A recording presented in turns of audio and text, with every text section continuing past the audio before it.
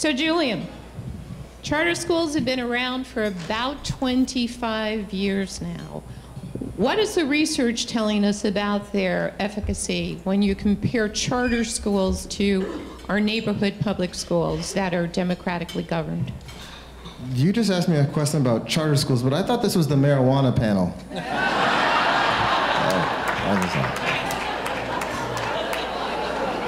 So, you know, maybe explain that there's a marijuana conference next door. There's a marijuana conference next door. You're in California. Okay, so let me get back to the serious stuff. You know, over the last probably 12 months, I've engaged in probably 8 high-profile debates about this. And I think, you know, so often when Betsy DeVos shows up, she just wants to give a monologue about school choice. And I think we need to hold these folks accountable, and it needs to be a dialogue where we talk back and forth about these issues. So what I'm going to do in my comments is I'm sort of going to reflect on some of the conversations that I've had in these debates. So maybe 2 or 3 weeks ago, I was in Reading, Pennsylvania. And the reason why I was in Reading was because the school district, who's the authorizer there, wanted to close the charter school for low performance. But the charter school said, no, we're not going to close. Took them to court. $500,000 later, they're still in court, right? Talking about accountability for charter schools from authorizers. Well, in that conversation, there was a KIPP TFA gentleman from, I think, PennCan or something it's called. And how many of you have had Credo scores lorded over you in conversations about charter schools? How many of you? Some of you, okay. So let me talk a little bit about Credo. Of course, you know Credo is from Hoover, which is this sort of loosely affiliated with Stanford conservative think tank. And Credo does this work. Now, a lot of times they'll say, oh, well, Credo shows this. Well, so I laid a little trap in the conversation in Pennsylvania. I said, well, you know, if you look at the charter school scores for the whole state of Pennsylvania, you will see that charter schools perform worse than neighborhood public schools across the board. And that's with the caveat that Credo doesn't actually compare schools, they compare students that go to schools. And in the comparison, they only compare them to neighborhood public schools that sent somebody to a charter school. So they don't actually, which I believe would downward bias the results, because you're not including traditional neighborhood public schools that are high performing in that. They're only comparing, so it's an apples and oranges comparison. It's students, not schools. All that being said, charter schools underperform neighborhood public schools, but I laid a trap. So the TFA KIPP gentleman said, well, in Philadelphia, it shows a 0.25 positive benefit. I said, well, you know, you should have read down in the study, because if you read farther down, that positive benefit is only for whites and Asians in Philadelphia. The charters have a negative impact on blacks and Latinos. And I told him, I laid that trap for you. So he went to the fact checkers for this debate, and the fact checkers came back and said, yes, Dr. Heilig is correct. So I was in New York yesterday. I flew in right from JFK. And you see a similar sort of thing in Newark, because I was debating Shavar Jeffries, and you should see the smirk on his face while I was talking in the photographs, right? And you see the same sort of trend in Newark, that charters are great for white and Asian kids, but have a negative impact on African American kids. So I think that's the first thing to know. And then, you know, I have a blog post about charters. Here is evidence. And I pinged some of the top researchers in school choice, and there's a table of academics over here. I'm really afraid that I'm going to say something wrong, so correct me later. But so in this post, I pinged all these different academics, including Janelle. And one of the interesting trends is that charter schools, if you look across the data, do not have representative samples of special ed kids, of ELL kids. This is something that people probably don't know about me, but the American Enterprise Institute invites me to their K-12 work group biannually. Now, I don't know why they keep inviting me, because they know what I'm going to say. They brought in the Great Hearts guy to talk about how great the Great Hearts charter schools are. And I said, the research shows that you only have 5 ELLs in all of your schools. So how can you talk about scaling up this approach? I mean, this is the stuff I'm saying at AEI. They keep inviting me back. I don't know why. And so, you know, the research shows, and we did a piece in the Stanford Law. How much time do I have left? We have this piece in the Stanford Law and Policy Review that we published where we looked in Houston and we use a geospatial analysis, because a lot of times we'll look at the averages of special, the averages of ELLs, and then the charter people say, well, the numbers look pretty close. But when we drilled down doing these spatial analysis in Houston, we found that that charter schools that were within, neighborhood schools that were within 1 mile were statistically less likely to serve those kids. Then there's another interesting thing that just really struck me as problematic, and I'll end on this. We know that charter schools are more segregated. Gary Orfield's work out of the Civil Rights Center found they're about 16 or 17% more segregated nationally, right? We know this. There's peer-reviewed work that shows the reason for this is because when parents are choosing schools, they're actually choosing schools that are more segregated than the neighborhood public schools that they left, right? I made this comment in New York, and here was the response, that they're more segregated because we've self-determined to be more segregated. And then Shavar Jeffries went on to say that there's no research that says that integration is good for kids.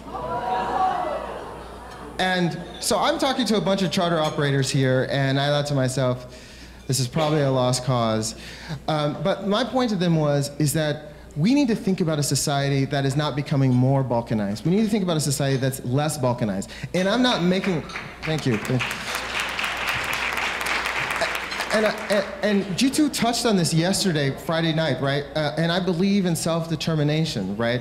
But we've got to find ways to create healthy communities, because the schools are representing the communities that surround them. And as we find healthy communities, we'll have more integrated schools. But if we go this charter route, Milton Friedman talked about this in the 1950s. He said, with school choice, we can have all white schools, all colored schools, and some mixed schools if we choose.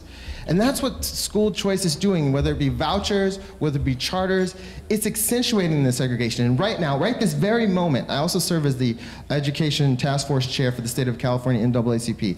The NAACP has another resolution that's being voted on by the National Board. I didn't put the resolutions on my blog this time because the last time I did that last year, I got a lot of heat for that. But there's 2 new resolutions that are being voted on today, and there'll probably be news this coming week. One is that the NAACP believes there must be more transparency and accountability for charter schools on behalf of the civil rights of students that attend them.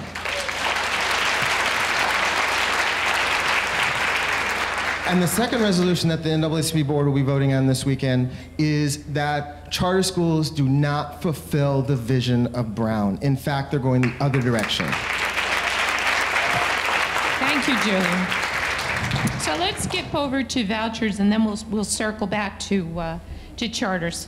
All right, so Frank, the right's done a brilliant job of rebranding vouchers. They've created what Kevin Wellner started to refer to about 6 years ago now as neo-vouchers, which are schemes to get around Blaine amendments in a lot of the states. So we have things like education savings accounts in the state of Arizona, where you get 90% of what you would have, the public school would have spent on you on a debit card, and you have no obligation to prove that you've educated your child, just so you've spent the money. And we have tax education credits. So in the state of Virginia, you can actually make money if you give money into these funds. But we know an awful lot about vouchers. We know a lot about vouchers, not only from research here in the United States, but also from an international perspective. And I was wondering if you could talk a little bit about that. Great, thank you. Hi, everyone. Just so you know, I've done a lot of research, and some of it's on your table. So we have infographics about New Orleans, and from the book, Global Education Reform. There's also a flyer on your table if you're interested. And you don't have to buy the book. You can just go to the website and download a lot of info. But if you want to read the book, it's quite interesting. I just want to start out by saying you're not alone. I work in a lot of international circles, and the education privatization movement is happening at a global level. And people are organizing around the world, and we have some of them in the house tonight. And you know, when I talk to a lot of people, they feel like it's only happening to them. It's not.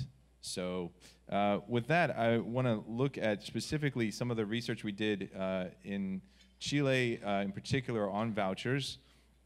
So Chile in the 1970s became the global neoliberal test case when Pinochet took over from Allende. And keep in mind that Allende, the year before this coup, had declared that year the year of education in Chile. So it was front and center as a public investment for public good. And then Pinochet comes in, adopts Milton Friedman's playbook.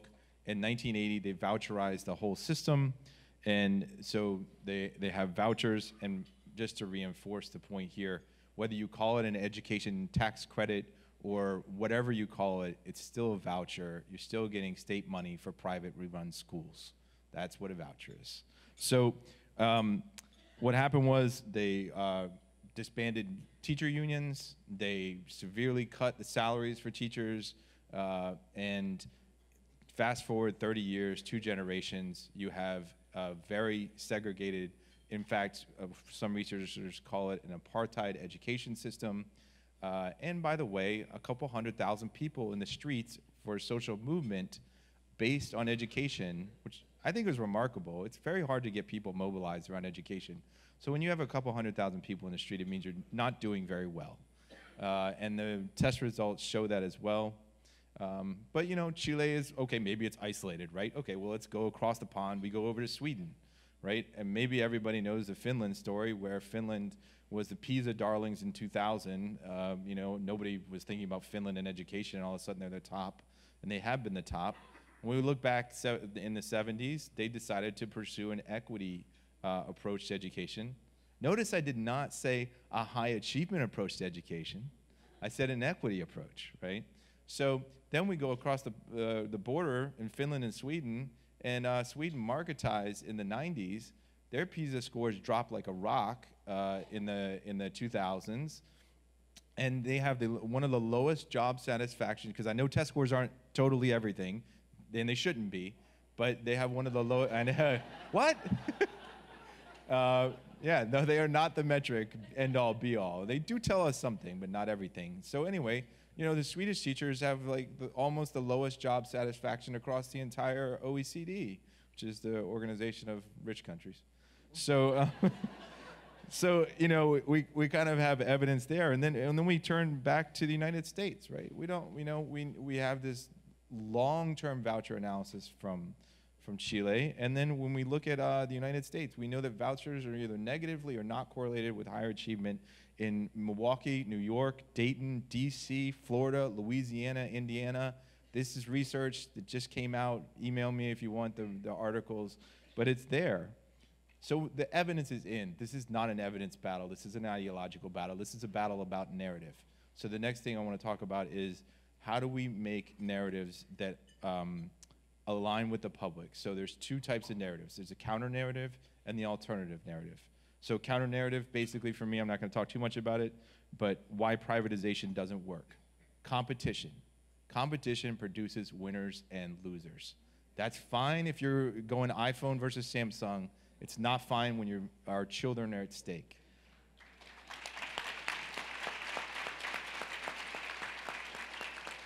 Choice, right? When we talk about school choice, what actually happens with choice is that schools end up choosing students rather than families choosing schools. That's what the research shows. So what do? What are the alternative narratives? We know that equity works as an approach, as a main driver. You invest in the professionalization of your teachers, collaborate among your schools, you have democratic community engagement, you have personalized learning, and I didn't say depersonalized learning by putting a kid in front of an iPad. Personalized learning focused on whole child development and a trust-based responsibility system where you actually have invested in your system enough that you can trust instead of using a test-based accountability system. Everything I just said is empirically based. It needs to be folded into the narrative of what we actually want for public education. Thank you, Frank.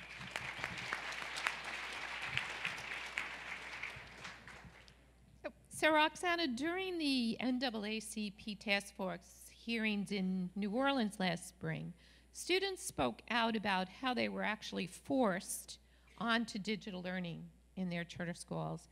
We are seeing similar patterns in communities across the country where digital programs are being piloted, especially in low-income areas, and repackaged and marketed to other districts. What does the research tell us about the efficacy of online learning, and what role does lobbying by the for-profit online learning companies play in the proliferation of online charters and the push for digital learning? I just want to say one thing real quick before she answers that question. You know the NAACP moratorium charter resolution? This is the author. Let's give her a hand.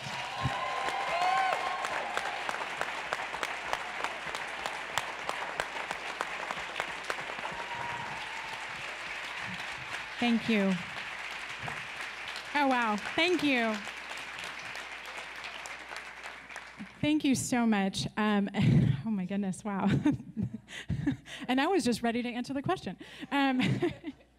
So I'm deeply concerned about the things that I'm seeing, and I want to give a little bit of background, and I have to say one thing before I start, and I've learned this the hard way, unfortunately. In order to protect academic freedom, we need to say that the views that I'm saying right now are my research. I believe in this. It is not necessarily the official position of San Jose State University, all right? So just had to get that out of the way, because the things that I may be talking about are controversial, and there's a lot of big money behind it, and there's a lot of efforts to silence. My initial research, most of my publications are actually on school climate, on violence prevention. I've studied bullying prevention in schools, and so I have a lens on power, on the definition of bullying is that there's a power imbalance, and there's repeated harm against those who have less power in the situation. And so I have taken that lens of analyzing playgrounds and children in this power differentials, and I'm seeing it now.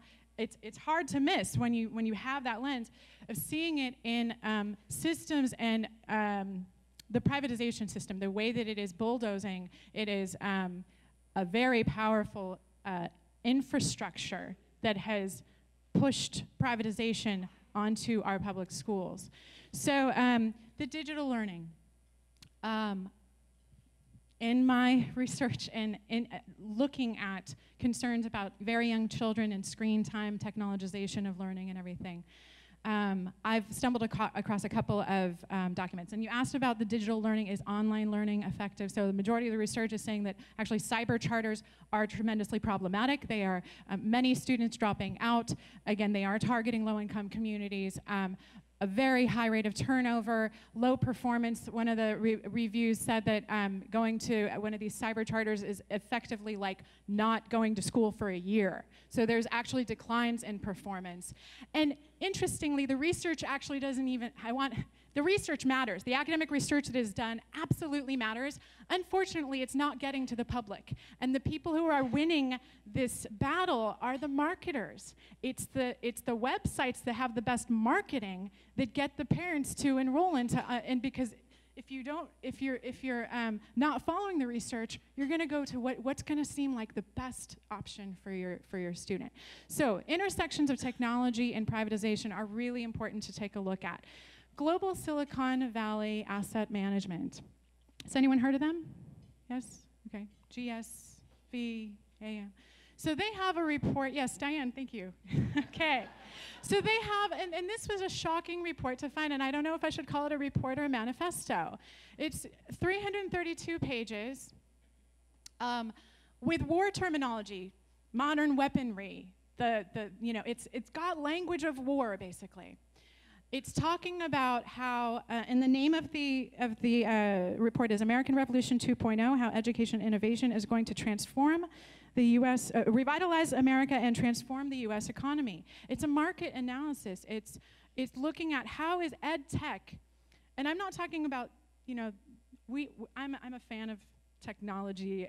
My mother's a computer science instructor. I've grown up with tech, so I'm not against tech.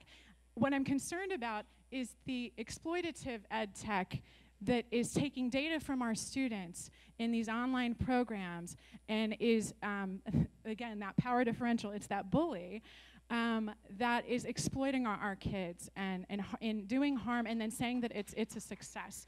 And so this entire report is basically how ed tech is going to take over the markets. You might recognize some names of the companies that are, K-12 Inc. is celebrated in this report.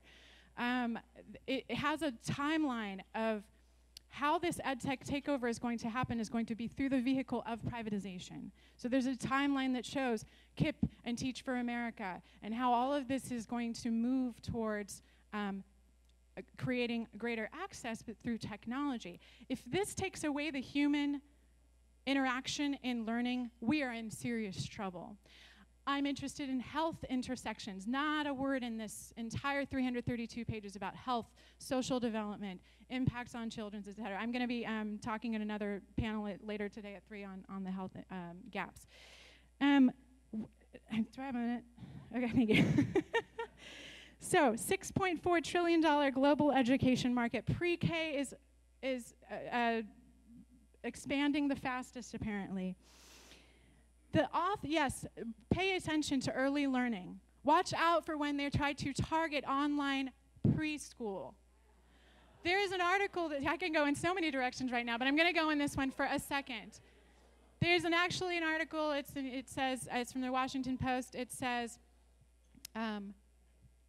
preschool. The original title: preschool is good for poor kids, but it's expensive, so Utah is offering it online. They scrubbed that title, and then now it reads preschool is good for children, but it's expensive, so Utah is offering it online. They're targeting low-income communities.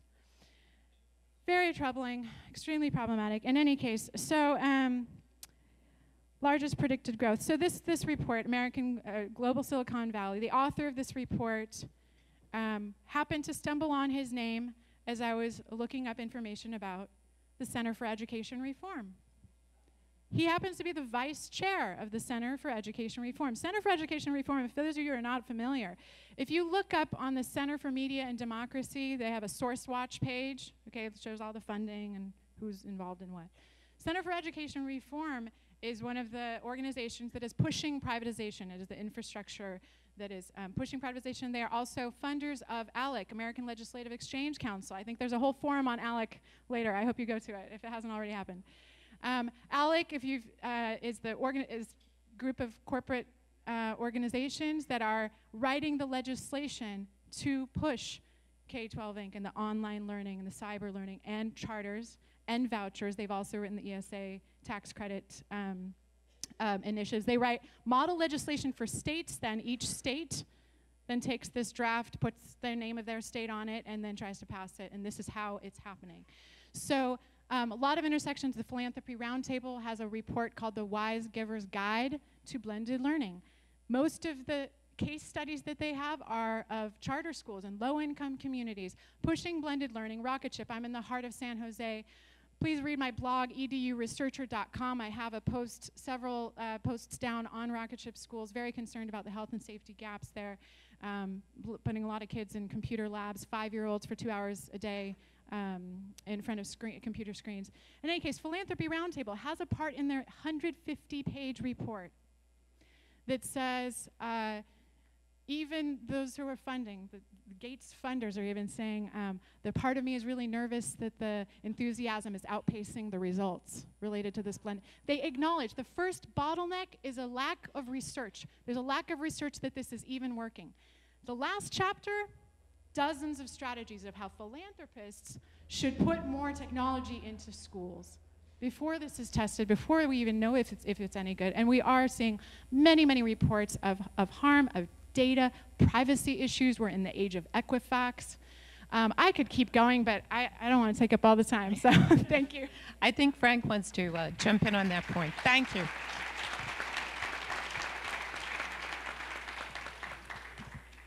I feel the need to say very quickly that because we are having this conference in Silicon Valley, in 2014 over in San Francisco, there was a meeting of the International Finance Corporation, which is the private arm of the World Bank, and they have a every other year privatization of education conference. One of the keynotes was Reed Hastings, where I first encountered his perspective, and one of the CEO of Learn Capital is the person who put out the $4.625 trillion number on the head of public education. And I say this because this is not domestic even. This is an international group funded by Silicon Valley. They see it as a global project. And it actually, this happens in the global south all the time. I was just in Nairobi this summer and went to Bridge Academy schools where they have teachers without a high school degree reading scripted curriculum to students. And then you have the president of Liberia wanting to outsource this entire education system. They're running a randomized control trial right now, and the education minister just 2 months ago is speaking at the American Enterprise Institute saying that charter schools are a good model for the developing world. So it really is important to see the entire global scope of everything that's happening so that we know that we need to be organizing at the local, national, and the global level. Roxana. Thank you. I just wanted to add another point about the power differentials and the public media narrative. I wasn't expecting, thank you, Julian, for mentioning the NAACP resolution. This connects to some of this. The greatest attacks that we have had, and I have to also, I am the author of the resolution. I want to give credit to Reverend Jethro Moore, who is the president of the San Jose Silicon Valley in NAACP, who invited the resolution. He asked for a policy statement based in research. And so the way that media narrative has actually played out has been one that has just been baffling. But I have noticed that the Center for Education Reform, so the folks who are attacking the NAACP on this, Center for Education Reform has all the op-eds on there. And again, to loop it back to ALEC, American Legislative Exchange Council, they're also not just pushing privatization of schools, but privatization of prisons. And so you have to follow the money. If it sounds too good to be true, or just follow the money and go back. And I'll just pass this on. You want to say something more? How about Julian and then? Do you want to add? Why fix social problems when you can monetize them? I think that's their theory of action, right? So two quick things. The first is that, when I was at AEI maybe last year, Carpe Diem, how many are familiar with Carpe Diem charter schools? Their idea was that they were going to put kids in cubicles, like 50 students to a teacher, and it failed miserably in Indiana, in Arizona, et cetera. And so the owner of this set of charter schools came to AEI and presented about this huge failure, and he said, yeah, we did it. I thought it would work. We were wrong. We're moving on, right? But just think about all the children that were in these charter schools so that they could experiment on them. I think that's a travesty. A couple of quick resources I'd like to give you. First, you have to check out David Berliner's 50 Myths and Lies book. He's here, so yeah. Another shout out is for the National Education Policy Center. So when like the Friedman Foundation and all these other think tanks put out some bullshit, that's a technical academic word. The National Education Policy Center has those pieces peer-reviewed, and I'm a fellow with NEPC. And then finally, Jeff has a set of fellows with the Progressive magazine that write about these issues on a regular basis. So please read the Progressive magazine. I'm a fellow also with there, so check out the Progressive magazine too. We get a free copy. We have them on the tables. Janelle? So I think whenever we have these conversations, these very important and essential critical conversations about the role of charter schools and other forms of privatization in U.S. public education, I worry a little bit that we are, in our effort to provide articulation and analyses of the incredible issues, that panelists have so eloquently named, that we also need to think about the fact that this is operating in a context of state disinvestment, so that the schools that many communities of color, traditional public schools, are experiencing are not living up to their promise, right? There's a reason families, in addition to being marketed to, are also choosing into these alternatives, even if they are not, the ideal, because it's sort of I worry that we need to acknowledge, I mean, there may be people in this room who have children in charter schools, right? Because you've determined that given your options, that's the best thing right now. And so I wonder if there's a way in our very important critical conversations to bring those folks into the conversation. There are people who are very happy with their charter schools. And so when we start talking at I think, too fine-grained a level about the many important and real issues, that we lose sight of that. And would otherwise miss an opportunity for some coalitional thinking about how to right this situation. So. Thank you. Anyone else? I'd like to just add, your thought is great, and I'm going to move on. I'm not like adding to what you were going to say, but just connected to earlier parts of the conversation. And when I had mentioned the Philanthropy Roundtable, I have forgotten to mention that Betsy DeVos used to chair the Philanthropy Roundtable. Yeah. So, and then just one final quote I forgot to read and I meant to was about why I think that this intersection of tech and privatization is so tight. Is that because it allows that without the regulations and without the protections, they can do whatever they want. They can put whatever software they want in front of kids. We're looking at a charter school right now that applied to, in our county, that had, out of 21 ed tech programs, only 2 had any kind of evidence done on them to see if they're effective or not. So real problematic, and a lot of data being gathered. So I'm just gonna read a quote. "Information is the new gold. It is the new oil. It's like diamonds. It's worth trillions of dollars, and if you control that, you control wealth, you control power." This is from a Kill Switch documentary. So we have to pay attention to the data that we're comparing, what works and what doesn't work. We have to pay attention to where children's data is going. They are free labor in many of these charter schools. That the New Orleans example is very concerning, so thank you. So I'd like to throw out one question for all of you to think about it and react to. So push ahead a decade from now, 15 years from now, and let's make an assumption that we are not effective in stopping what's happening today. We will, of course, but let's pretend that all of us in this room just stop caring about these issues. What would the state of K-12 education look like, in your opinion? So, we know what Friedman's end game, what he said his end game what he wanted his end game to be, which was the abolition of the public system as a public good and private entities controlling education. That was his original vision, the Chicago Boys, that's their vision for education. I think now we're starting to see more research about how the school choice movement is impacting the broader system.